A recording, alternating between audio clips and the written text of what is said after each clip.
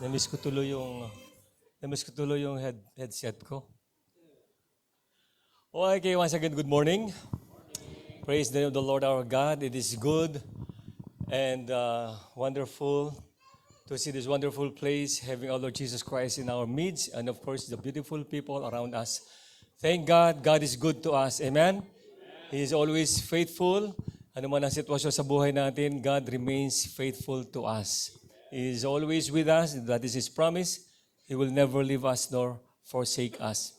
He is our strength, He is our joy, our peace, our hope. Jesus is our everything.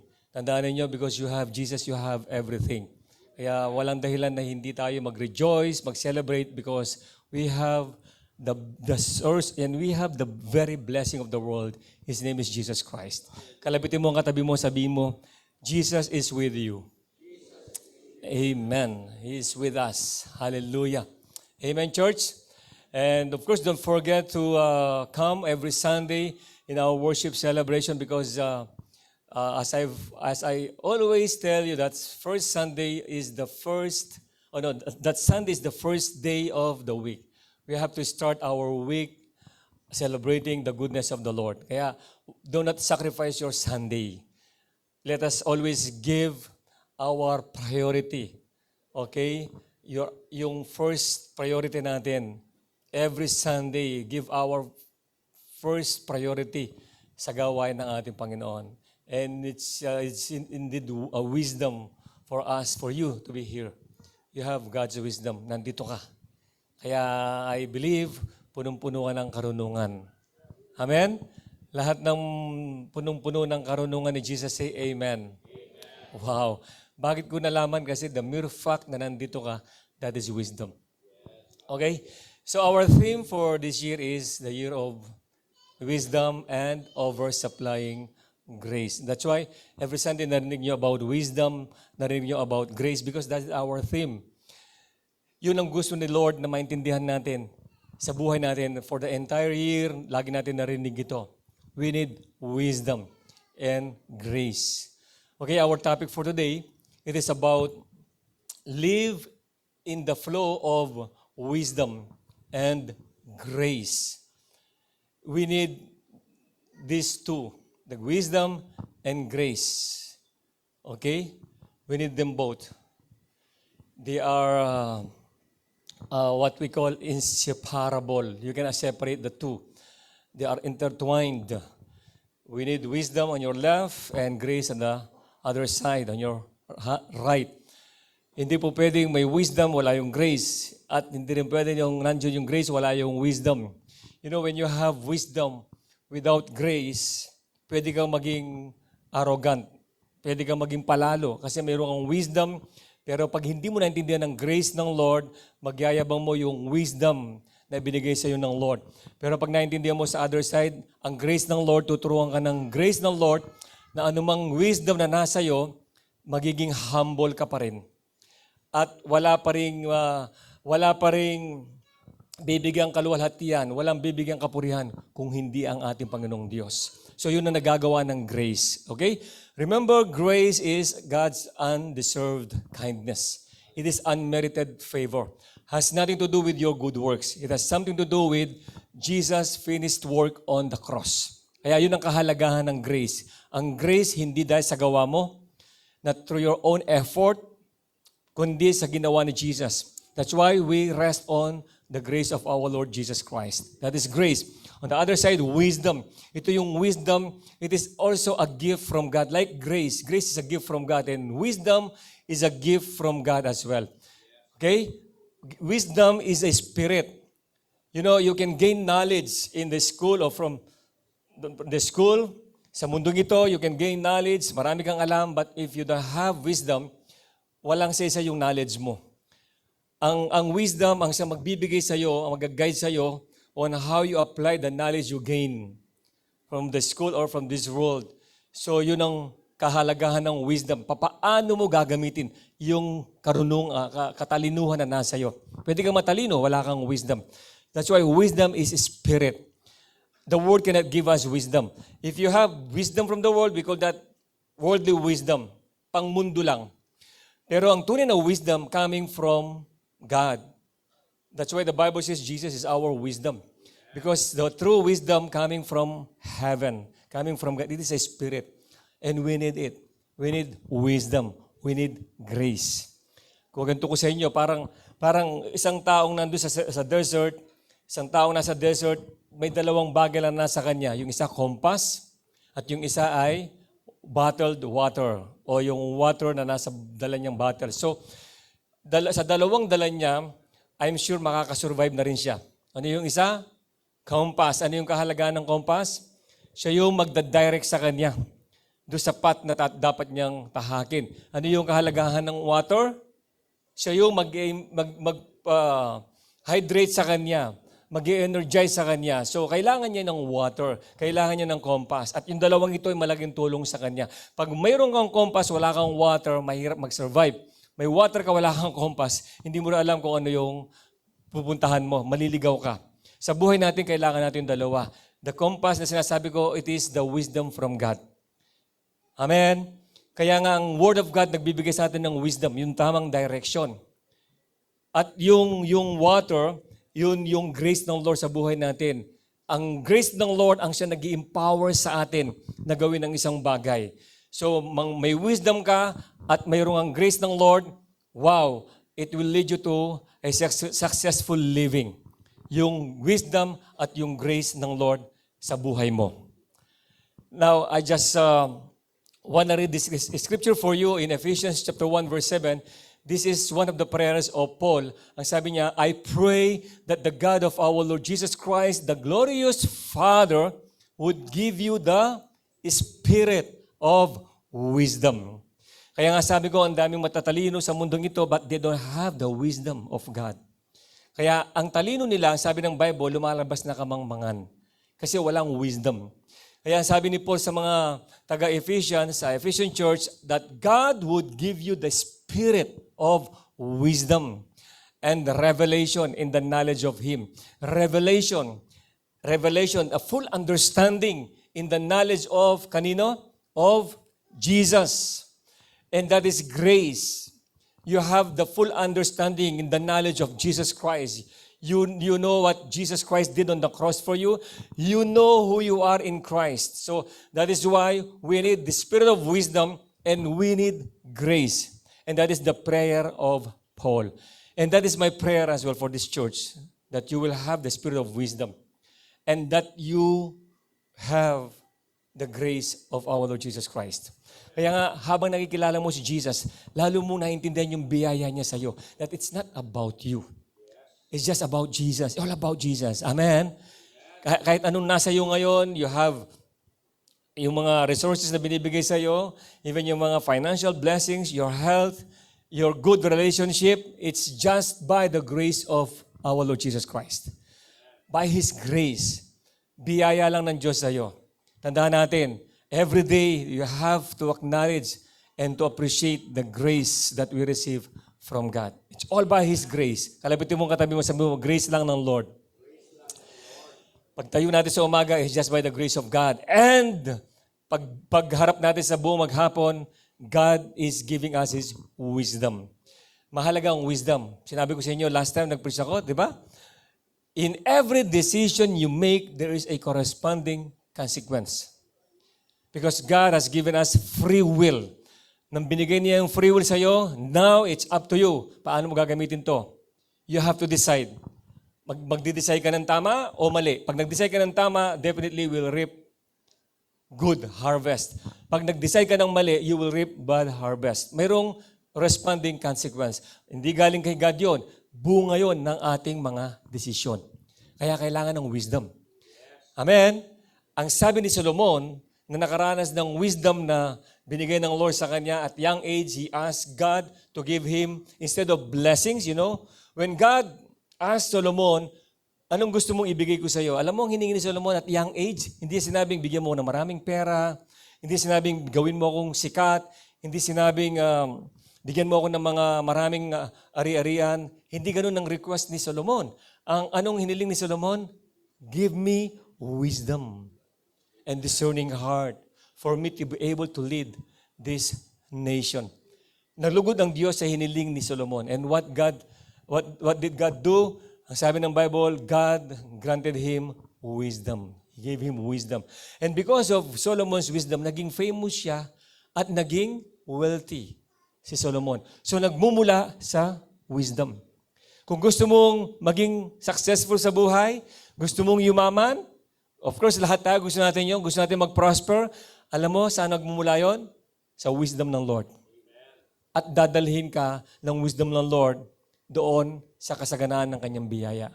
Can you say amen? Amen. At naranasan yun ni Solomon. Kaya nga sabi ni Solomon in Proverbs chapter 4, verse 9, ang sabi niya dito, Proverbs is the book of wisdom. By the way, ang sabi niya, wisdom is the most important thing. In other translation, New King James Version, wisdom is the principal thing. And here in New Century Version, wisdom is the most important thing. So get wisdom. Pagkagising sa umaga, ang una mong ipag-pray, Lord, give me wisdom for today. You know, yun ang dapat nating hilingin. Unang, higit sa lahat na dapat hilingin kay God. Of course, pagkagising sa umaga, unang gagawin natin, magpasalamat tayo kay God, mag-worship tayo sa Kanya. Pero kung mayroon kang unang gustong hilingin sa Kanya, yung first prayer request mo ay yung bigyan ka ng wisdom. Sa lahat ng gagawin mo sa buong maghapon, ang wisdom ng Lord ang mag-guide sa iyo. Amen? Madaling gumawa ng desisyon. As in, madali magsabi ng yes, madali magsabi ng no. Madali. Pero yung magiging bunga nito, yun ang mahirap. At kalimitan, napakahirap ayusin, mag-repair, at nagkikreate ng delay sa atin, because of our sometimes wrong decisions in life.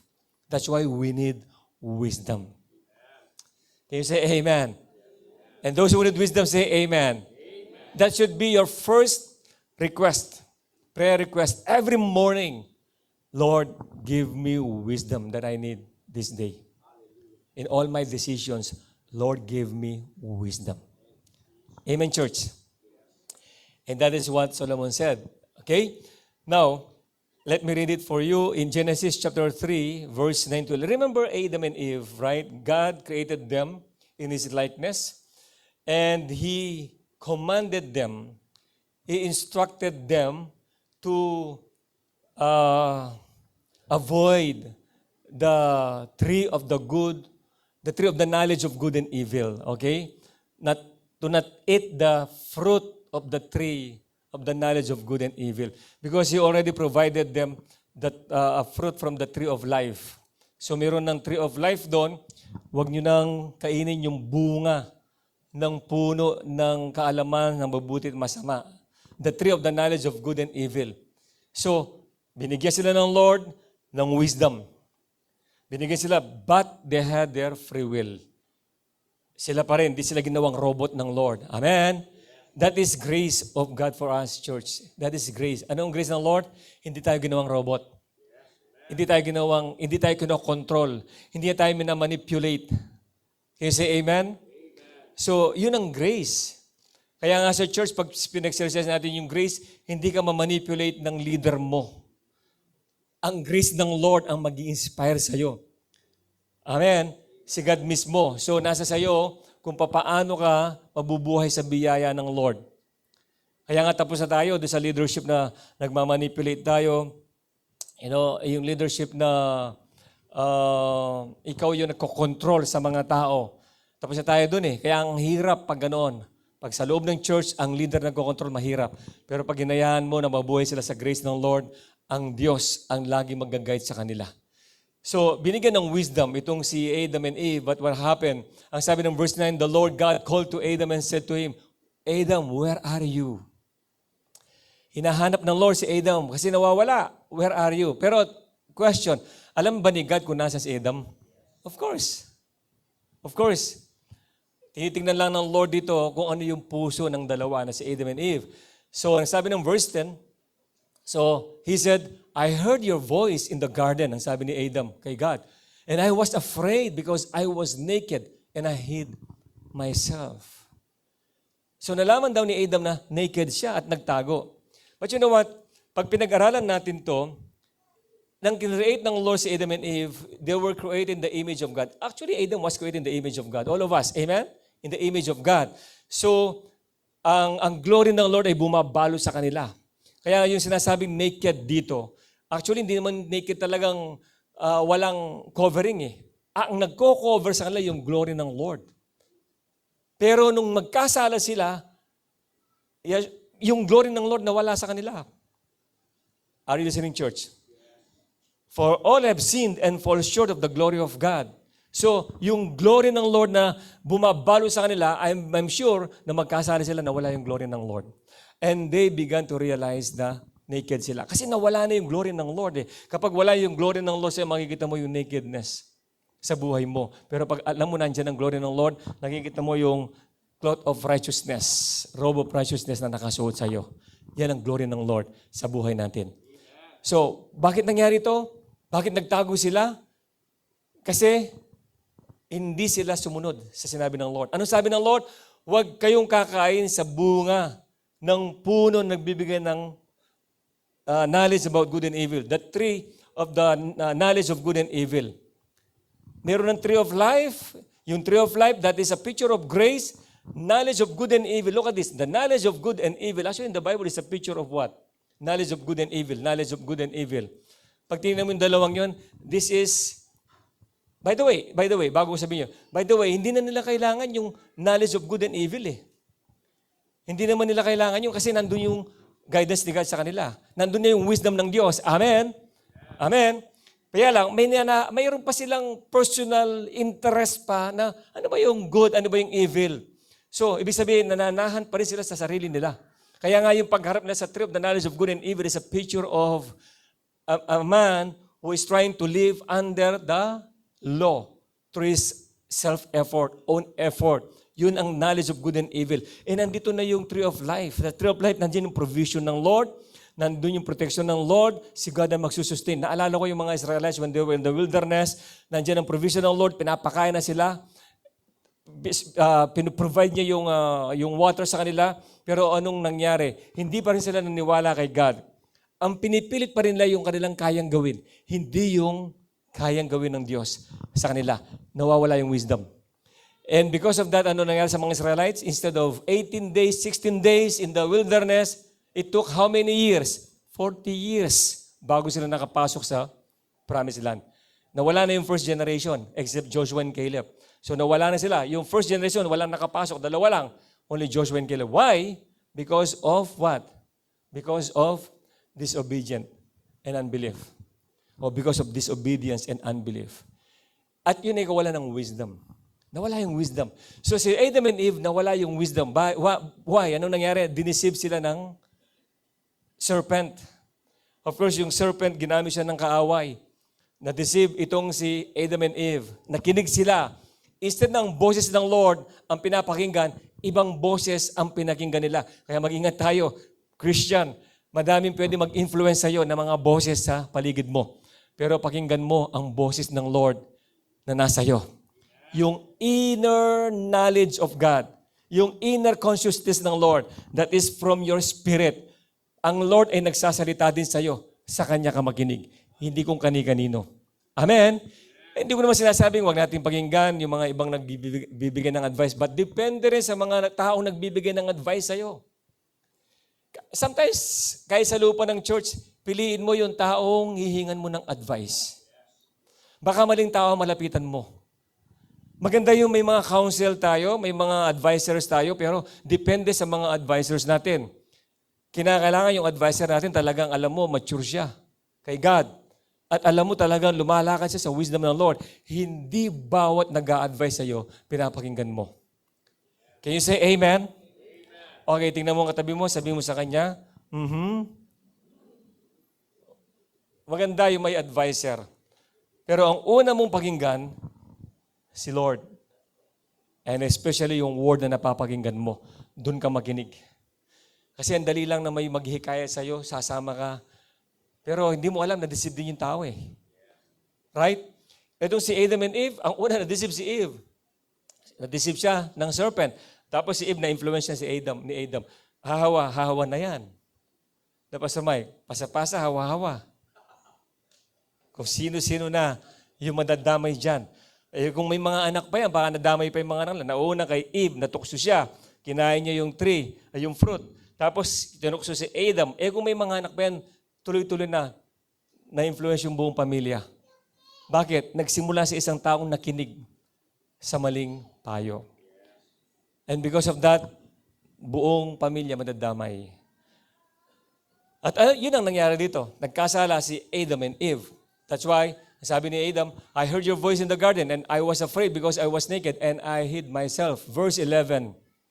And he said, who told you that you were naked? Have you eaten from the tree of which I commanded you that you should not eat? Ang linaw naman eh. Kumain ka ba doon mula sa puno na sinabi ko sa iyo na hindi ka dapat kakain? Huwag kang kakain ng bunga mula sa punong yun. Kasi sabi ng serpent, alam mo, pag kumain ka dyan, magiging katulad mo si God. Hey, that is a deception. Bakit? Katulad na nila si God eh. Deception yun. Kaya sabi nga sa inyo, may mga words of deception na bumubulong sa atin sa labas. Alam mo, pag ginawa mo ito, mapapabuti ka. Alam mo, pag ginawa mo ito, ang ganda ng offer sa'yo. Ang ganda ng mangyayari sa'yo. Hey, pakinggan mo yung inner consciousness mo. Sumunod ka sa wisdom ng Lord sa'yo. Hindi mo pwedeng baliin ang salita ng Diyos. The Word of God is final. Amen? Hindi yung sinabi ng ibang tao o sino mang tao. Maliba lang, yung sinasabi natin talagang yung taong ito mature and mayroon siyang wisdom ng Lord at talagang nagiginig sa inner consciousness niya, pwede ka makinig. Pero ulitin ko, hindi lahat dapat pinapakinggan. Nag-iingat din tayo. Lahat ang nakakuha magsabi ng amen. Sa mga decision mo, wag mong ipagkatiwala sa iba yung magiging future mo dahil sa mga maling decision. Kaya nga, dito sa loob ng church, binibigyan tayo ng Lord ng wisdom. Amen? And God wants you to have wisdom. And His grace as well. Okay, tingnan natin. Ano naman ang ginawa ng Lord because of His grace? That is what happened to Adam and Eve. But in verse 21, do you have verse 21? Nahabol ba? Yan, ang sabi ng Bible, also, for Adam and his wife, Adam and Eve, the Lord God made tunics of His skin and clothed them. So anong grace ng Lord sa kanila? Even though nag-fail sila, bumagsak sila, ang grace ng Lord na lagi nandyan. Ano ang grace ng Lord? Binihisan pa rin sila sa kanilang kahubaran. Sa atin, marami tayong wrong decisions. Right? And because of wrong decisions, ang effect natin dito sa atin, pag-iyak. Umiyak tayo, nalulungkot tayo, nasasaktan tayo dahil nakapag-desisyon tayo ng mali. Kung pwede nga lang ibalik yung kahapon, sana. Sana. Sana'y maaaring ibalik ang kahapon. Hindi na nga pwede eh. Tapos na yun. Tapos na. Yesterday ended last night. Hindi mo na pwedeng ibalik. Anong nararanasan mo? Yung consequence ng desisyon mo ng nakaraan. Kaya kung mali yung desisyon mo, talaga magre-rip ka ng mali ngayon. So ano ang maibubunga sa'yo? Pag-iyak, pagluha, lungkot. Ayaw naman ni God na maging gano'n ang buhay natin. Amen? Kaya ang kagandahan naman, nandiyan ang grace ng Lord. Ang grace ng Lord, sasaluhin ka naman niya, sasabihin sa'yo, huwag kang malungkot. Kaya kong ayusin ang buhay mo. Makinig ka lang. At doon pumapasok yung Romans 8:28, all things work together for good to them who love God and who are called according to His purpose. That is the grace of our Lord Jesus Christ. Sino dito, nakagawa ka na rin ng mga maling desisyon in the past? Huwag mo tingnan ang asawa mo, please. Huwag mo siyang titignan sa tanong na yon. Kasi hindi siya kasama sa maling desisyon mo. Am I right? Yes. Thank you, Pastor Mike. You know, in business probably, in relationship, kung ano man yung naging maling desisyon, this is the good news. We have the grace of God. Dinadala ka ng Lord ngayon sa mas magandang future na para sa iyo. That is the power of the grace of God. Can I have a good amen? Palakpakan natin si Jesus. Come on. Thank you, Lord. But of course, ayaw naman natin na masaktan muna bago matuto. Minsan ganun tayo eh. Kailangan maranasan ko muna masaktan para matuto ako. Minsan di naman kailangan maranasan mo pa para matuto ka. Makinig ka muna. Makinig ka na lang sa mga nagbibigay ng advice sa'yo. Kasi some of them probably, especially sabi ko yung mga mature Christians, naranasan na nila eh. Kaya nga sinasabihan kasi para hindi ka na mapunta din sa ganoong sitwasyon. That is wisdom. Amen, church? Kaya matutong makinig. Sabi mo nga sa katabi mo, matutong makinig. Huwag basta kani-kanino. Unang makinig kay God. And of course, sa mga lingkod ng Diyos, makinig kayo. Hindi naman kami nagsasalita dito para sa aming sarili. Para sa inyong lahat. Kasi pamilya na namin kayo, pinagkatiwalaan ng Diyos para sa inyo. I believe, gusto ng Lord, makuha ninyo yung kung anong nais para sa inyo. Katulad ng pagtayo ko ngayon. Kalooban ng Lord na mapuspos ka ng karunungan at ng kanyang biyaya. Para magkaroon ka ng mas successful at mas prosperous na pamumuhay. Wisdom and grace. Amen? Now, tingnan natin si Solomon. Ang nabanggit ko kanina, at young age si Solomon nagkaroon ng wisdom. Tama? And because of wisdom, naging famous siya. Alam mo yung wisdom na, yung first application ng wisdom ni Solomon, nabasa na ba yun sa Bible in 1 Kings? Yung first application, ito. May dumating na dalawang nanay. Nag-aaway. Ang sabi ng isa, ba't kayo nag-aaway? Inaagaw niya yung anak ko. Sabi ng nasa kanan, anak ko siya eh. Sabi ng nasa kaliwa, hindi anak ko yun. Nag-aaway. So may isang bata, dalawang nanay. Lumapit kay Solomon. Okay? So anong gagawin ni Solomon? Isa lang yung bata, dalawa nagkiklaim. Ito yung wisdom, na napakagandang wisdom na binigay ni God sa kanya. Ano yon? Ang sabi sa dalawa, okay, since dalawa kayo nagkiklaim sa isang bata, ang gagawin ko sa kanya, hahatiin ko. Bibigay ko sa inyo. Anong sabi ng isa? Sige po. Sige po, mahal na hari, hatiin ninyo.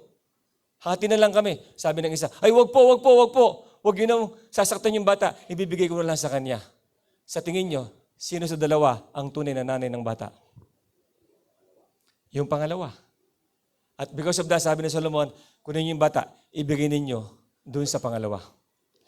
That is wisdom. Amen? Madaling magbigay ng advice. Pero, pag ang wisdom ng Lord ang nasa atin, hindi lang basta advice ang naibibigay, yung tamang advice. That is wisdom. So si Solomon, because of that, naging kilala siya. Hindi lang sa kanilang lugar, sa buong mundo. Kaya may mga bumabiyahe pa, yung Queen of Sheba, Sheba from Asia. Katulad ng sabi ng marami, nagpunta pa kay Solomon at nagdadala sila ng ginto. Kaya yumaman si Solomon because of his wisdom. Kaya lang ang problema kay Solomon ito. May problema talaga nangyari kay Solomon. Kaya nagkaroon ng Book of Proverbs and Book of Ecclesiastes. Kasi maraming natutunan si Solomon sa buhay niya. Of course, yung mga magaganda, pagkatapos yung mga failures niya. May mga failures ba Solomon? Yes, of course. Nasa kanya ang wisdom ng Lord, pero definitely, as I've said, mayroong free will ang tao. May free will. What happened to Solomon? It is in chapter 11 of 1 Kings. Tingnan natin. Look at this. 1 Kings 11, 1-6. Now, ito yung panahon na sikat na si Solomon. Kilala na siya. Sabi dito, King Solomon loved many foreign women. Besides Pharaoh's daughter. Pharaoh's daughter. Pharaoh. Sino ba si Pharaoh? Di ba siya yung hari o leader ng Egypt? Right? Saan nag-stay, naging slaves ang mga Israelites sa matagal na panahon? For 430 years, naging slaves sila saan? Sa Egypt. Under the leadership of Pharaoh. Okay? Now, itong si Solomon, ang minahal niya ngayon, mga foreign women. Ibig sabihin ng foreign women, outside Israel. Outside, dun sa lahi nila, mga Jews. At besides daughters, o Pharaoh's daughter, yung anak ng Pharaoh, ito yung matagal na nag-alipin sa kanila, yung anak daw niya. So, bali ba sa kanya, he married women from Moab, Ammon, Edom, Sidon, and from among the Hittites. Sino yung mga to? Ito yung mga matinding kaaway ng Israel. Yung mga Moabites, Ammonites, Edomites, Sidonites, and Hittites. Matinding kalaban yan ng Israel. Pero anong ginawa ni Solomon? Anong ginawa ni Solomon? Ang sabi dito, yung binabasa natin, nagipamatok siya sa kanila. And verse 2, the Lord had clearly instructed the people of Israel. Ito yung instruction. You must not marry them because they will turn your hearts to their gods. Yet Solomon insisted on loving them anyway. Ano yung wisdom? Sabi ng Lord, hindi kayo pareho na pinaniniwalaan. Yung Diyos nila, iba sa Diyos mo, sa Diyos ninyo. Hindi kayo pareho ng Espiritu. Piliin mo yung pareho ang Diyos ninyo. Hindi po, kasi yung mga kasama ko sa loob ng church, wala naman ako nakitang gwapo eh.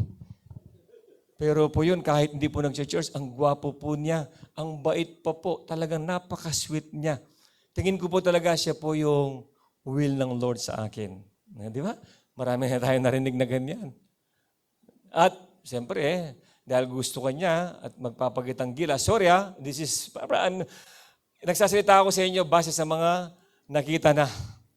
Siyempre, sasama siya sa iyo. Kahit saan ka magpunta, sasama yan. A-attend yan sa loob ng church, which is good. Kaya lang nasa loob ng church dahil sa iyo. Pag nakuha na niya yung nais niya mula sa iyo, next time, kahit pilitin mo, hindi ka nasasamahan yan. Are you listening? All singles, are you listening? Wala single dito. Single, are you listening? Ang unang hanapin mo na magiging, lagi ko binabagay every Sunday, hindi na ako nagkukulang. Ang unang hanapin mo as your bilang partner in life mo, yung alam mong, kilala niya ang Diyos na pinaglilingkuran o sinasamba mo. May pareho kayong Diyos na pinaniniwalaan. Can I have a good amen? Isang Diyos. Okay? Kaya nga sa premarital counseling ko, tinitingnan din natin yung area ng religion sa premarital counseling. Kailangan pareho kayo ng inyong paniniwala. Kasi kung hindi, nandito ka ngayon, baka sana sa isang simbahan. Paano yung mga magiging anak ninyo? Like for example, 4 yung anak ninyo. Paano? 2 sa iyo, 2 sa akin. Sama mo sila, 2, sama mo 2. Kasi hindi mo maisama. Ayaw niyang pumasok sa church mo. Di ba mas masarap yung magiging partner mo, yung kasama mo siya pag Sunday sa loob ng church mo? Amen? Yung nagtataas ka ng kamay, nagtataas din siya ng kamay, nung worship siya kay God. Amen? Yung heart ninyo, parehong gusto nyo mag-serve kay God. Yan ang pinakamaganda sa mag-asawa, as a family. Yung sama-sama kayo sa loob ng church. Church, come on, listen to this. This is wisdom. May enjoy mo talaga ang buhay mo pag ang pamilya mo nakakasama mo talaga, especially your spouse, every Sunday sa loob ng church. Kaysa divided, hati kayo. Hindi mo siya mahila kasi ayaw niya yung pinapasukan mong simbahan. So si Solomon, what happened to Solomon? Pinili pa rin niya. Sabi, Solomon insisted on loving them anyway. Pinili pa rin niya, i-insisted, pinilit pa rin niya. Ano sabi ng verse 3? He had how many wives? 700. Wow, grabe si Solomon. Wala ba naman si dito may 700 wives? At hindi pwede sa atin yan. Sa mga Israelita, actually, pwede, na-allow na that time. Pero ang mahirap dito, hindi sila mga Jews. They are non-Jews. 700 wives of royal birth and 300 concubines. Sa kabuuan, meron siyang 1,000 na kasama. And we just have 365 days in a year. 365 days. Kung 1,000 yung mga naging asawa niya, tingin ninyo, bawat isa doon, nagkakasalamuhan niya sa isang araw. After 3 years pa lang makikita yung isa. Grabe. May schedule, January 1, ito muna ang isa. January 2, 365 yun. Wala pa yung another 365. Tapos another, di ba? Ang dami. So ganyan talaga inabuso ni Solomon. Yung fame, yung wealth na nasa kanya. And in fact, they did turn his heart away from the Lord. Yan nga sabi ko, delikado. Parang ginawa ni serpent kay Adam and Eve. Instead na si Adam and Eve, may enjoy lang yung presence ni God, natako sila kay God. And look what these wives did to Solomon. They turned his heart away from the Lord. Kaya nga sabi ko, ang kaaway talaga minsan tuksuhin kanya sa mga bagay sa mundong ito. Aakitin kanya. Right? Pero ang isang objective niya, ilayo ka niya sa Diyos. Yung puso mo, ilayo kay God. Gusto niya makita mo yung mga bagay sa mundo. Hindi mo na makikita yung kagandahan ng Diyos, yung biyaya ng Diyos sa buhay mo. Kaya maraming bumabagsak sa biyaya. Marami talaga.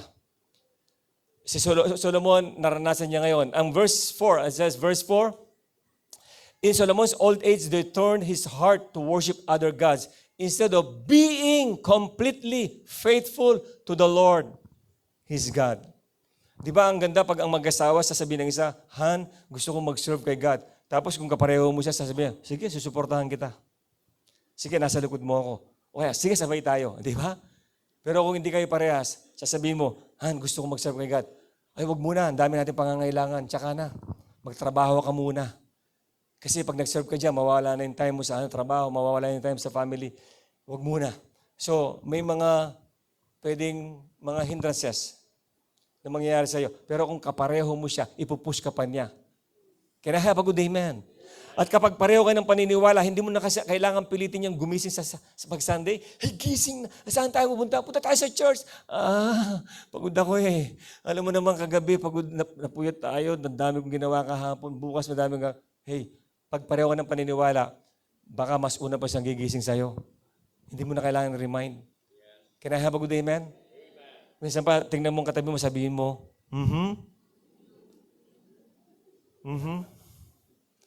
mahirap talaga, struggle talaga sa isang may asawa, yung asawa niya hindi niya kasama sa loob ng church. Kaya nga, ulitin ko, of course, hindi pa naman huli ang lahat. Sa mga may asawa dito, pwede niyo pa rin i-convince ang asawa niya makasama niya every Sunday.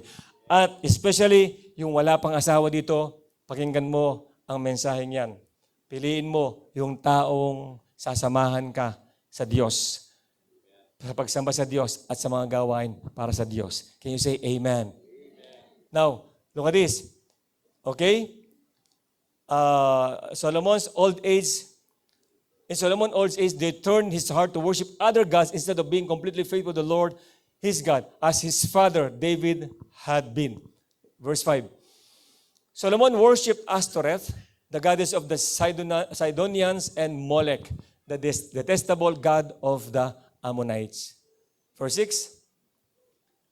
In this way, Solomon did what was evil in the Lord's sight. He refused to follow the Lord completely as his father David had done. Look what happened. Unti-unti, dahil sa mga nakasama niya, nalayo na ang puso niya kay God. Amen, church? Amen? Hanggang sa magising na lang. Hindi naman umalis si God sa'yo, hindi naman lumayo. Pero yung damdamin mo sa Kanya, naging malayo na. Kasi iba na yung priority mo, iba na yung iniisip mo. Hindi na si God ang first place sa buhay mo. Hindi na si God ang priority sa iyo. Okay, yan ang nangyari kay Solomon. And because of what happened to him, because of what Solomon experienced, ito yung kanyang wisdom. In his final message in the book of Ecclesiastes, ang aklat ng mga ngaral, ang sabi doon, in chapter 12, the last chapter of the book of Ecclesiastes, and the final verse, ito ang sabi ni Solomon. In other translation, sabi niya, this is the conclusion of all these things. Pero dito, ang sabi dito sa New Century Version, now, everything has been heard, so I give my final advice. This is my final advice. Ano yung final advice? Honor God and obey His commands. Yung word na obey His commands, definitely because they were under the law.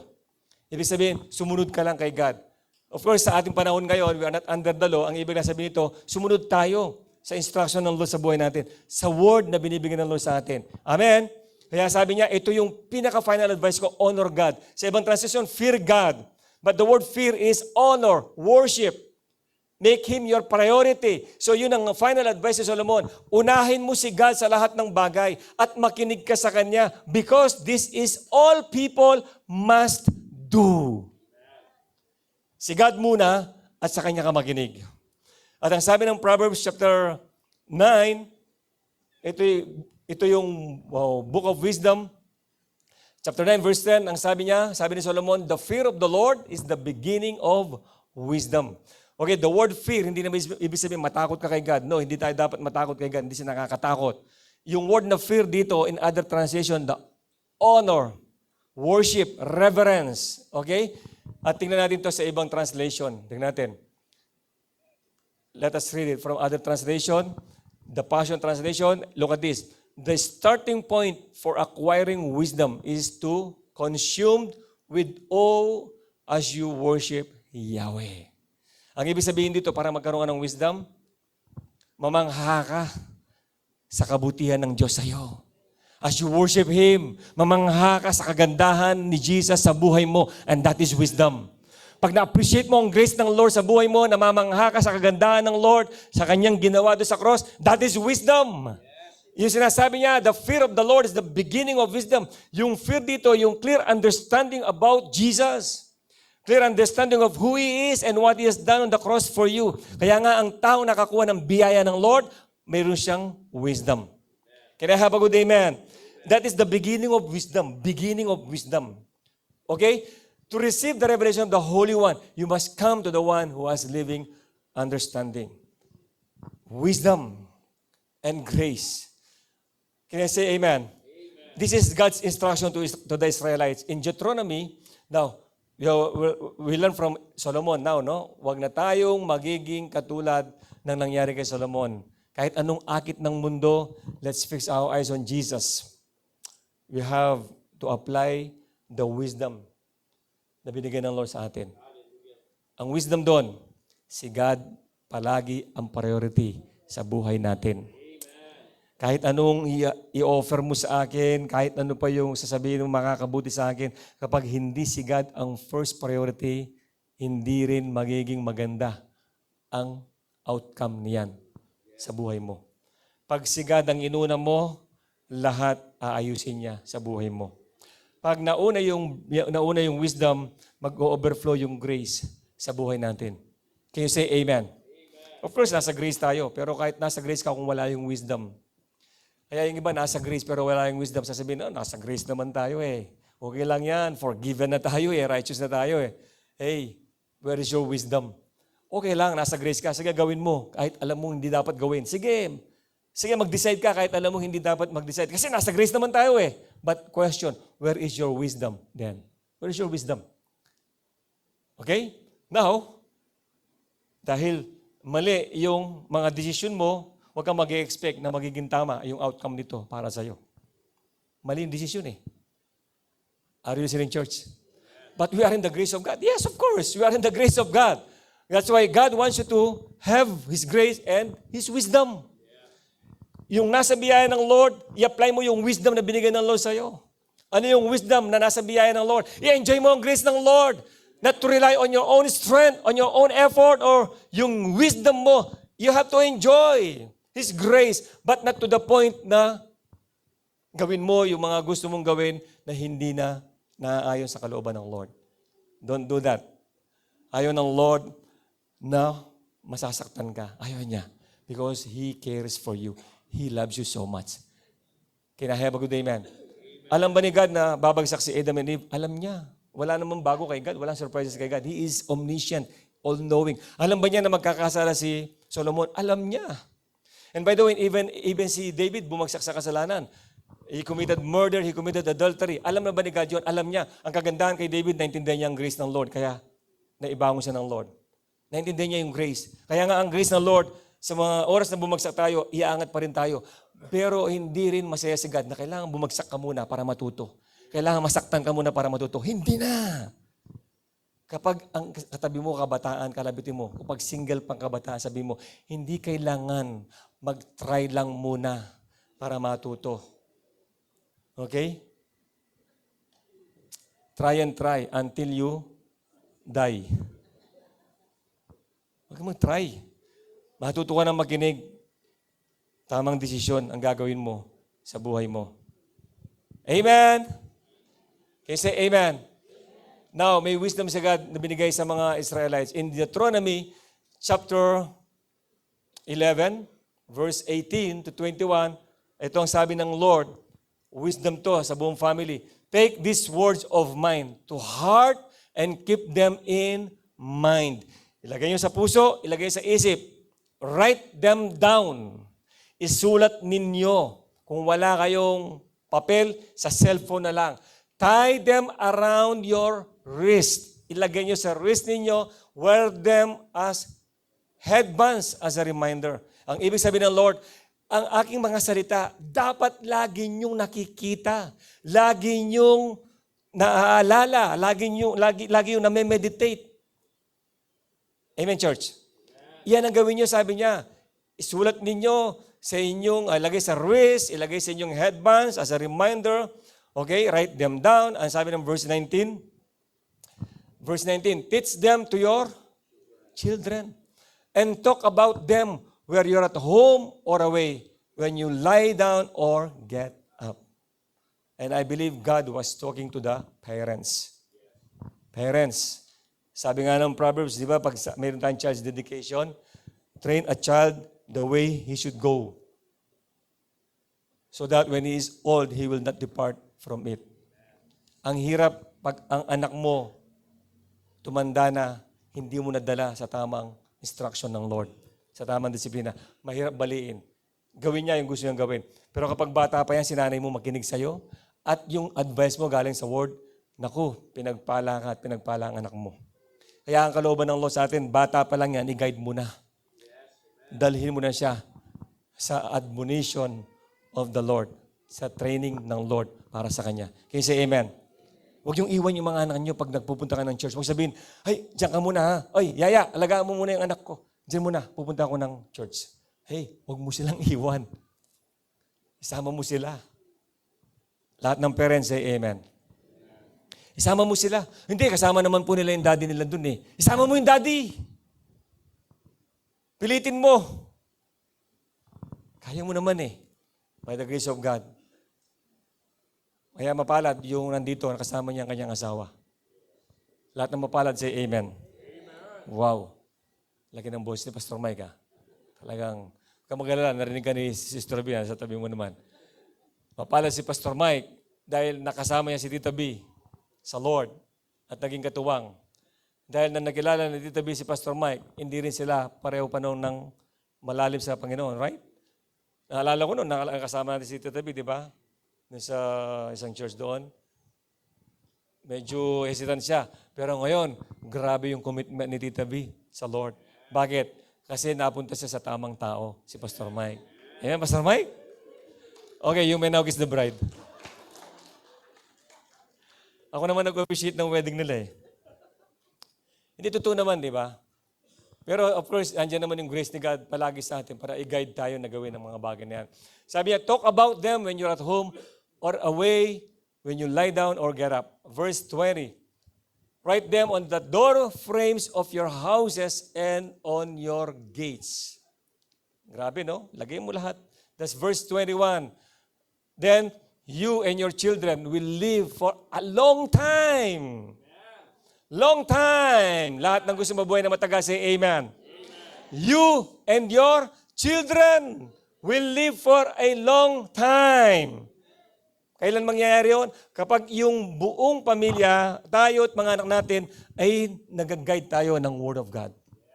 Mabubuhay ka ng matagal in this land that the Lord swore to give to your ancestors as long as there's a sky above the earth. Kaya nga ito, nagpo-flow yung blessings ng Lord eh. Sinisimulan talaga yung ipupurat niya yung wisdom. Paano yung wisdom? Through His Word. Sa mga napapakinggan natin, bumabagsak ang wisdom ng Lord sa atin. And because of that wisdom, hindi lang pala tayo ginagawang successful, pinapahaba pa niya ang ating mga buhay. I declare today, mapuspos kayo ng karunungan ng Lord at kasabay niya yung mahabang buhay para sa bawat isa sa atin. Amen! I receive it! Hallelujah! That is wisdom. And I believe that is wisdom. Kapag nandiyan yung wisdom ng Lord, siyempre hindi mo abusuin ng sarili mo, right? Amen? Lahat ng gusto ng wisdom, once again say amen. Pumunta ka sa doktor. Ang sabi ng doktor, Brad, may problema ka sa baga. Anong ginagawa mo? Dok, hindi ko kasi maiwasan eh. Wala bata pa kasi, nasanay akong mag-smoke. Okay? Sabi ni Doc, iwasan mo na yan. Hindi makakabuti sa iyong baga. Kaya ka nagkakaroon ng problema sa respiratory. Kasi yan, isa yan sa dahilan. Iwasan mo na. Kaya lang, talagang, minsan, yung wisdom nawawala. Hindi mo kayang iwasan. Kaya nandyan ang grace ng Lord eh. Sabi mo sa katabi mo, nandyan ang grace ng Lord. Ang grace ng Lord, tutulungan ka niya. Hindi, kaya mo yan. I-declare mo, I am the righteousness of God in Christ Jesus. Habang nag-smoke ka, sabi mo, I am the righteousness of God in Christ Jesus. Lagi mo sabihin niya, bawat isang hit-it ng smoke, cigarette, I am the righteousness of God in Christ Jesus. I am the righteousness of God in Christ Jesus. I am the righteousness of God in... I tell you, hindi mo na kayang ubusin yung sigarilyo mo. Marirealize mo, hindi mo deserve na ginagawa mo ang bagay na yun. Because you are now the righteousness of God in Christ Jesus. Your body is the temple of the Holy Spirit. Wisdom na hindi mo aabusuhin ang katawan mo sa alam mong hindi makakabuti sa'yo. That is wisdom. Tapos sa paglabas ng doktor, lalabas mo na sa doktor, pupunta sa may smoking area. Doktor yan ha, nag-a-advise, huwag kang mag-i-smoke, kaya ka nagkakaproblema sa respiratory mo kasi nag-i-smoke ka. Pero sa doc, hindi niya maiwasan. Why? Kailangan ng spirit of wisdom at ng grace ng Lord. Hindi mo kaya talagang baguhin ang sarili mo, church. Hindi mo kaya. Pero pag alam mo yung biyaya ng Lord sa'yo, tutulungan ka ng biyaya ng Lord na ma-overcome lahat ng kahinaan mo, yung mga bandages sa buhay mo na alam mo hindi makakatulong, hindi makakabuti sa'yo. Sisirain lang niya yung katawan mo, yung kalusugan mo, even yung future mo. Lahat ng mga maling desisyon sa buhay natin, gusto ng Lord sa kanyang biyaya, aayusin niya para sa ating kapakanan. Just listen to Him. Amen? Listen to Him. Kaya nga, ang utos niya sa mga Israelites, ituro niyo sa mga anak niyo, ilagay niyo sa mga door frames, ilagay niyo sa mga noo nila, gawin yung wristband. Kahit sa ngayon magpunta, ituro niyo kasi ito yung magbibigay ng wisdom sa kanila para humaba ang buhay nila, para maintindihan nila yung kaparaanan ng Diyos. Because God loves us so much. Hindi naman gagawin ng Lord yan kung wala siyang pagkialam. Kasi mahal niya tayo. Kanya sinasabi sa atin. Can you say amen? Ephesians chapter 6 verse 4. Ito instruction sa mga parents, especially sa mga fathers. Fathers, do not stir up anger on your children, in your children. Huwag niyo silang dalhin sa galit sa inyo. Huwag. But bring them up in the training and instruction of the Lord. Everybody say, of the Lord. Not about the Lord. It is of the Lord. The instruction of the Lord. The training of the Lord. Ang ibig sabihin, hayaan niyo na ang Diyos ang gumabay sa kanila sa pamamagitan ng yung tamang pagtuturo sa kanila. Sino mag-handle niyan? Yung mga fathers. Bakit fathers? Tayo na mga father ang ginawang pastor, minister, spiritual head ng ating family. Kaya nga, ang una talagang dapat maglilid sa family, ang father. Lahat ng father say amen. Pag sinabing father, Pastor Rich na tsaka si Pastor Mike narinig kong nag-amen. How about the other fathers? Those who are father here, say amen. Amen. Yun, dumami na. Thank God, you are here. Why? You should be here every Sunday because you are the spiritual head of your family. The father, not the mother. Hey, of course, respeto sa mga nanay. Hindi ko naman sinasabing wala kayong authority or parang baliwalaan na lang yung binigay na authority dinigay sa inyo. Hindi ko sinasabi. Pero gusto ko lang makita natin. Daddy, okay, listen. Sino ang dapat sisihin sa pagkakasala doon sa Garden of Eden? Sino? Sabihin na nandito, yung serpent po. Kasi kung wala yung serpent, wala pong natukso. Tanong ko muna, sino ang dapat sisihin? Sino? Si Eva po. Kasi siya naman po talaga ang tinukso ng serpent. Tapos si Eva, tinukso niya si Adan. So, ang dapat sisihin, si Eva. Hindi papayag yung mga babae dyan. Hindi papayag. Mga babae, papayag ba kayo? Ang dapat sisihin sa pagbagsak ng tao ay ang babae? Payag ba kayo? Lalaki, pumapayag ba kayo na ang mga babae ang dahilan kung bakit nagkasala si Adam? Pumapayag kayo? Bago kayo mag-away, ayusin natin itong problema. Noong una, ang alam ko talaga, kasalanan ni Eva eh. Biruin mo, binawalan sila ng Diyos, nagpatukso pa. Pero ang tanong, sino yung kinakausap ng Lord that time? Si Adam. Directly kinakausap ng Lord si Adam. Because Adam is the spiritual head of the family. Bakit nagawa ni Eve yun? Hindi siya naturuan ni Adam. Anong ginawa ni Adam? Walang tinuro kay Eve na hindi dapat kakainin yung fruit of the tree of the knowledge of good and evil. Are you listening, church? Sino ang accountable doon sa pagbagsak ng tao? Adam. Lahat ng lalaki magsabi ng amen. Yun, isa na lang ang lalaki dito. Huwag mong sisihin ng misis mo. Hindi ko naman pinagtatanggol yung mga babae dito. Pero this is true. Ang lalaki pa rin ang siyang pinagkatiwalaan ng Lord sa family. Ulitin ko, lahat ng tatay magsabi ng amen. Congratulations tatay, nandito ka. Alam mo yung role mo sa family mo. Dalhin mo ang buong family mo kay God. Amen? Dalhin mo ang buong family. Hindi na ikaw ang magbibless sa kanila. Ang Diyos ang magbibless sa family mo. Pero kapag ng nanay nandito, wala pa yung husband mo, dalhin mo yung husband mo, pilitin mo yung husband mo. Next time, kung tulog pa yung husband mo, buhatin mo, dalhin mo dito. Instead na magtawag ka ng trike dyan, magtawag ka ng lalaki, pabuhat mo yung asawa mo, ano gagawin? Dalhin mo sa church. O kaya, eto naman, real talk, pilitin mo. Sasabihin ng mister, hindi kasi marami pa akong gagawin. Hindi, wala mo nang gagawin. Church muna tayo. Hindi kasi wala akong suot. Hindi, bibili ako ng suot para sa'yo. Ako noon, ganun ang katwiran ko, na-invite ako sa church. Wala akong magandang damit. Hindi, bibili ka namin damit. Binigyan ako ng damit. Kung saan yata naganap, nang hiram, na may damit na ako. Wala akong bagong sapatos eh. Hindi, bili kami, para sa'yo sapatos. Binili pa rin. Kinumpleto na. Nung kinumpleto, next time na lang, sabi ko. Pero alam niyo, hindi talaga ako tinantanan hanggang nadala ako sa church. At yung unang ating ko sa church, grabe, iyak na ako nang iyak. Doon ko na-realize talagang kailangan ko sagad sa buhay ko.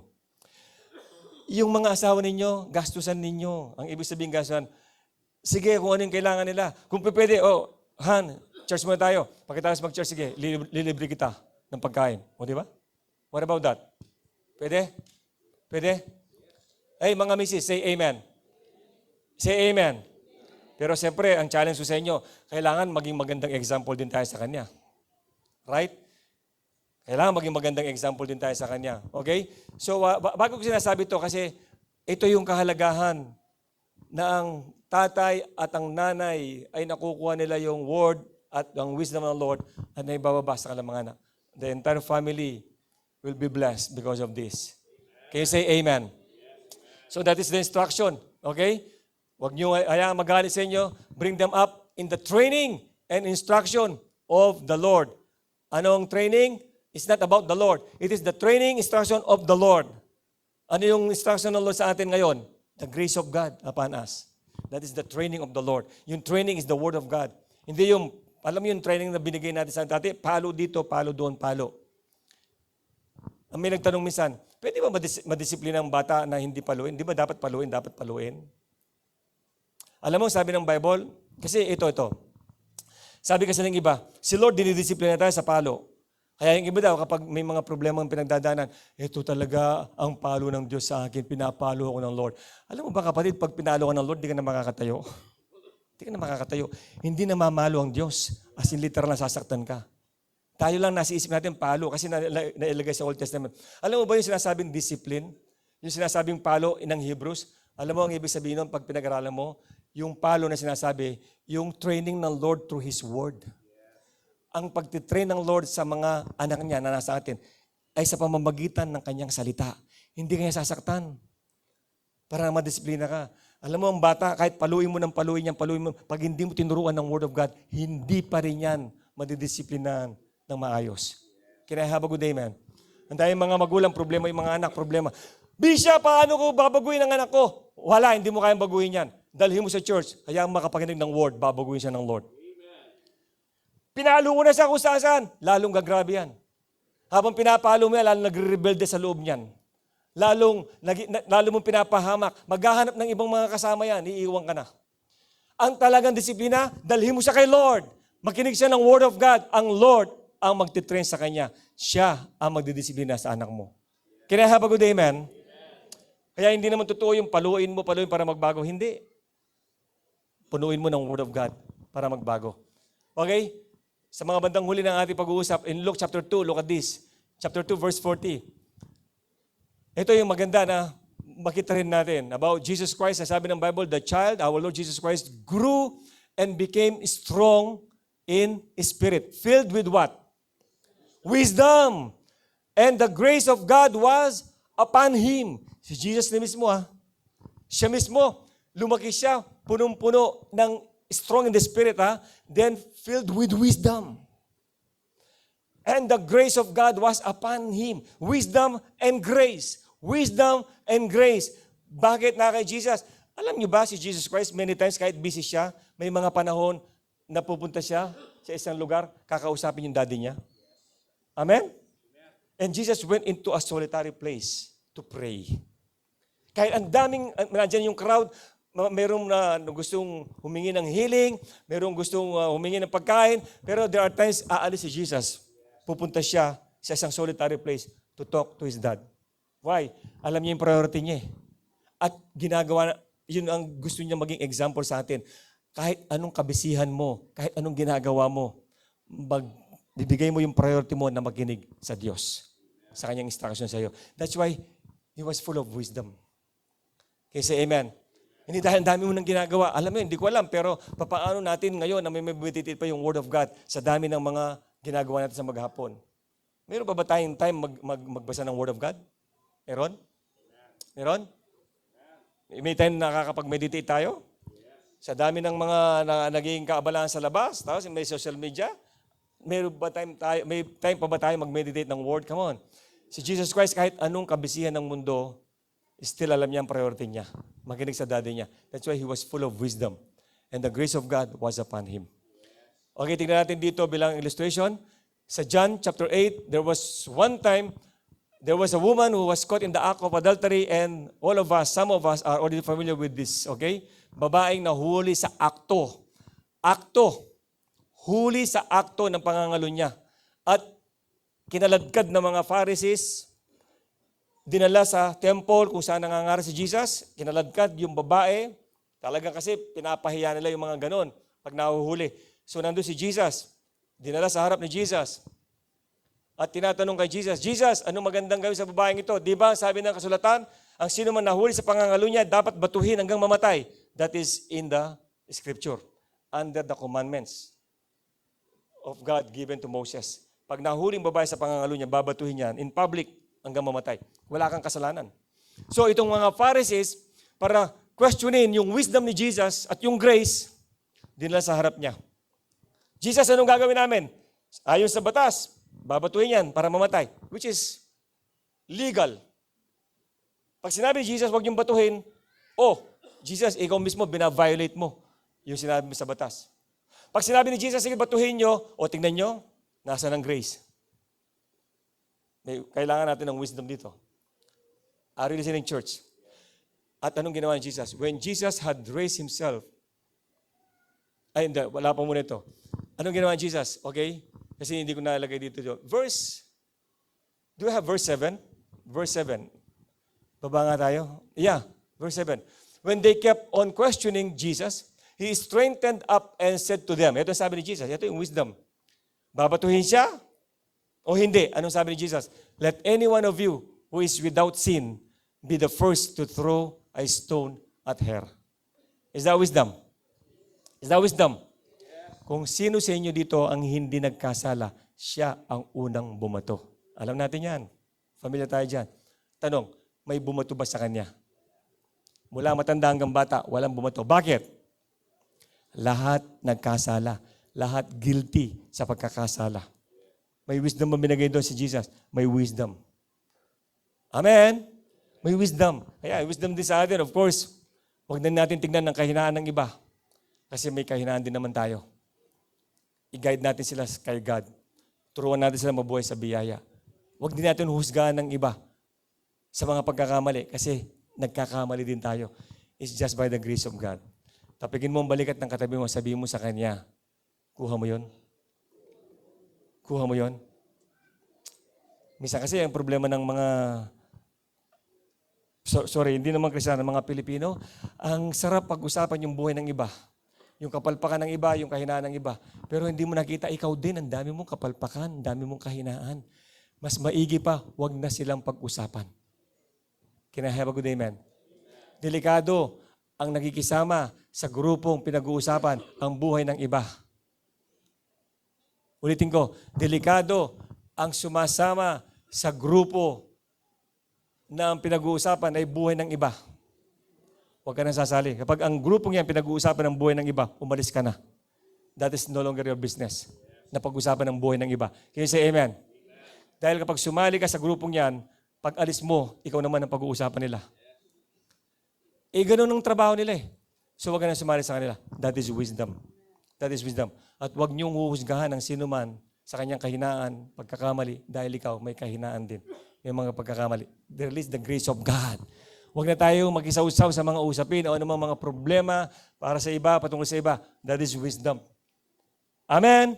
Sabi nga ng Bible, mind your own business.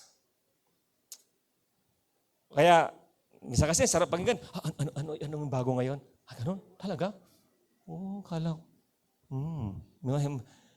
Minsan, sorry mas mabilis pa palang magkalat ng mga balita.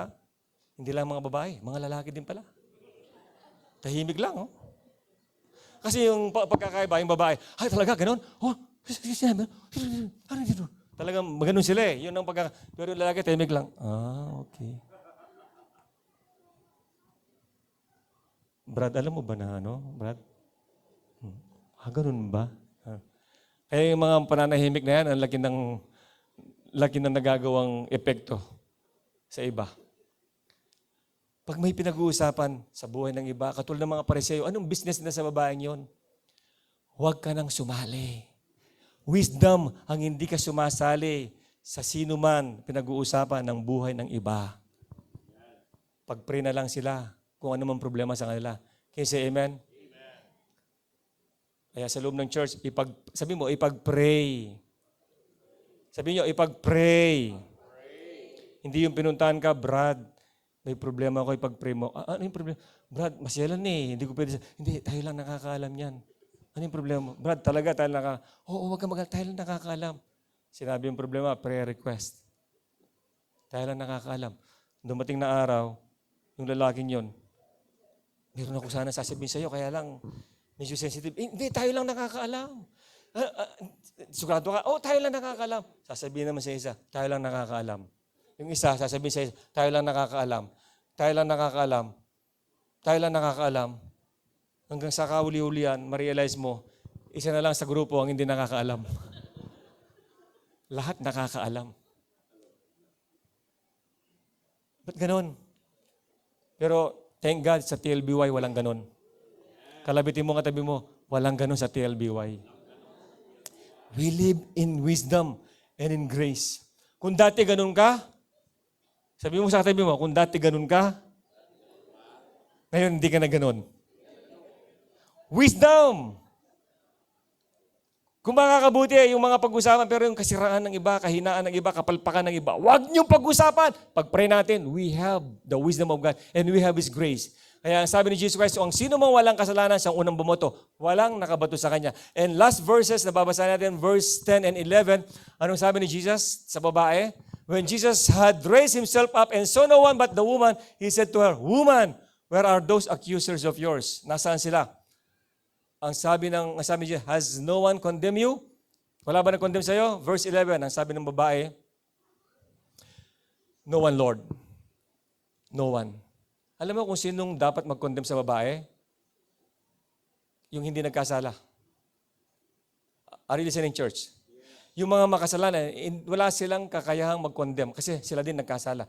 Pero sila pa nagko-condemn. Pero yung walang kasalanan, ni minsan hindi nagkasala, and He is Jesus, siya sanang may karapatang mag-condemn sa babae. Am I right? Pero hindi niya kinondemn. Look at that. Look at the grace of Jesus. And look at His wisdom. Kaya ang sabi ni Jesus, neither do I condemn you. Go and sin no more. Ang sabi ng mga ibang nagtuturo dito, kaya siya hindi kinondemn ni Jesus kasi sinabihan siya, huwag ka na magkasala, hindi kita i-condemn. No, nauna yung hindi kita kinokondemn. Now you can go and sin no more. Kaya nga ito yung gift of condemnation. Kapag naintindihan mo ang grace ng Lord, hindi ka niya kinokondemn sa mga pagkakamali, mga kapalpakan, kahinaan mo sa buhay, you can go and sin no more. Can I have a good amen? Kaya lahat na nandito, hindi ka kinondemn ng Lord, hindi ka sinisi ng Lord, pero tinutulungan ka ng Lord na magkaroon ng wisdom at ma-enjoy mo ang grace niya sa buhay mo. Because He loves you. He wants you to become successful. He wants you to become prosperous. He wants you to live long here on earth. Can I have a good amen? Amen. Ganyan tayo kamahal ng ating Panginoong Diyos. So, live in the flow of wisdom and grace. Lahat ng gusto ng wisdom, say amen. Lahat ng gusto ng grace, say amen. At yan ang lagi nating hilingin mula sa ating Panginoon. Tayo lahat ay tumayo. Thank you, Jesus. Thank you, Lord Jesus. We love you, Lord. Thank you, Jesus. Hallelujah. Thank you, Jesus. So I just want to pray for you right now. Jesus, I just want to thank you for your word. Thank you so much for teaching us to make wisdom the principal thing in our lives, Lord. The most important thing, to get wisdom in every decision we make, Lord God, in every path we take, Lord God, we need your wisdom. Lord, alam namin, ang daling magsabi ng yes, ang daling magsabi ng no, ang daling gumawa ng desisyon. Pero kung wala yung wisdom mo, Lord, kailangan pa naming maranasang masaktan, kailangan pa naming maranasang bumagsak para matuto kami. Lord, hindi mo naman kalooban sa amin yon. Ang kalooban mo, mabuhay kami na punong-puno ng kapayapaan, ng kasiyahan, ng aming mga puso dahil sa iyong karunungan. Hindi mo naman nais na bumagsak si Adam and Eve. Hindi mo rin kalooban na bumagsak si Solomon. Hindi mo kinatuwa ang mga bagay nito. But the good thing is, your grace is always there for us, Lord. Sinasagip mo kami sa tuwing kami ay bumabagsak. Binabalik mo pa rin kami sa biyaya mo. Hindi mo kami kinokondemn. Hindi mo kami, Lord God, pinaparusahan. Pero Lord, tinuturuan mo kami na makinig lagi sa iyo. Makinig sa iyo. Ikaw ang priority sa aming mga buhay. Ikaw ang laging titignan, O Diyos. Lord, sa iyo kami laging titingin, Lord. Hindi kami makikinig sa kung kani-kanino. Hindi kami sasali sa mga ganong mga grupo, Lord, na pinag-uusapan ng buhay ng iba, kasiraan ng iba. Lord, we will listen to you carefully, Lord God. Makikinig kami sa inyo, anong mga gusto mong gawin sa buhay namin, para sa family namin, sa business namin, Lord, sa mga careers o mga ambitions namin sa buhay, makikinig kami sa iyo, Lord. Even sa mga trabaho, mga gusto namin ma-achieve sa aming mga buhay, Lord, makikinig kami sa iyo. Because you are the source of wisdom. And in fact, Jesus, you are our wisdom. And you are the grace of God. I declare today, Father God, ang buong church na ito, the TLBY, Lord, patuloy na maranasan ang iyong mayamang biyaya at ang iyong karunungan sa araw-araw na buhay nila, Lord. Pagkagising pa lang sa umaga, hayaan mo, Lord, mag-umapaw ang karunungan mo sa kanila, Lord God. Sa lahat ng gagawin sa maghapon, hindi yung sariling kagustuhan, hindi yung hatak ng mundo, kung hindi ang karunungan mo ang gagabay sa kanila sa bawat desisyon nila. In the name of Jesus, in the name of Jesus, I declare, O God, at ang mayamang biyaya mo, Lord God, ay patuloy na mag-manifest sa kanila. I declare it in the name of Jesus, O Lord God. In the name of Jesus, I declare, Father God, ang buong pamilya ng aking kapatid ay patuloy na maisama sa iyo. As you said in Acts chapter 16 verse 31, believe in the Lord Jesus Christ and you will be saved, you and your household. I believe it is your perfect will for us to bring our entire family, Lord God, unto you and bring them to this church, to our church, Lord God, every Sunday. I declare, give us that wisdom. Give us, Lord God, that strength to bring them to you. Every Sunday, Lord, to bring them to you in worship, in adoration unto you, in listening to your word. Father God, I thank you so much. I thank you so much, Lord. I believe hindi ka magkukulang sa lahat, sa mga pangangailangan namin. Financially, Lord, sa physical namin na kalusugan, hindi ka magkukulang sa amin, Lord. Sa lahat ng mga pinapangarap namin, hindi ka magkukulang. Lalo tigit, Lord, ang karunungan mo, katulad ng ginawa mo kay Solomon, ang siya naglilid sa amin sa lahat ng aming mga ginagawa. We love you so much, O Lord, because you first loved us. We thank you so much. We appreciate you, Lord. We thank you so much. Lord, pinagpapala ko lahat ng mga negosyante nandito. ang kanilang mga negosyo, ang kanilang mga companies, Lord, mga staff, pinagpapala ko sila. Lahat ng mga estudyante nandito, pinagpapala ko sila, Lord, ng wisdom na nagmumula sa iyo sa pag-aaral nila, sa mga desisyon nila. Lahat ng kabataan, Lord, I declare your wisdom, Lord, to manifest in their lives, Lord, sa mga desisyon nila. Lahat ng mga parents na nandito, I speak blessings to them, Lord. Sa kanilang pag-aalaga, sa kanilang buong family, I speak blessings. And I speak your provisions, Lord, sa kanilang mga pangangailangan. Father God, thank you so much. Thank you, Lord God, for your instructions. Thank you for your grace, for your wisdom, Lord God, that you have given to us this morning. Thank you so much, Jesus. Hallelujah. Thank you, Jesus. Come on, give Jesus a clap of praise. Thank you, Jesus. You are our wisdom. And you are the grace of God. We appreciate you. We give all praises and glory to you in your precious name, in the name of Jesus. And all God's people said, Amen. Hallelujah. Isa pang malakas na palakpak para kay Jesus. Thank you, Lord. Glory to Jesus. You may now take your seats. Thank you so much.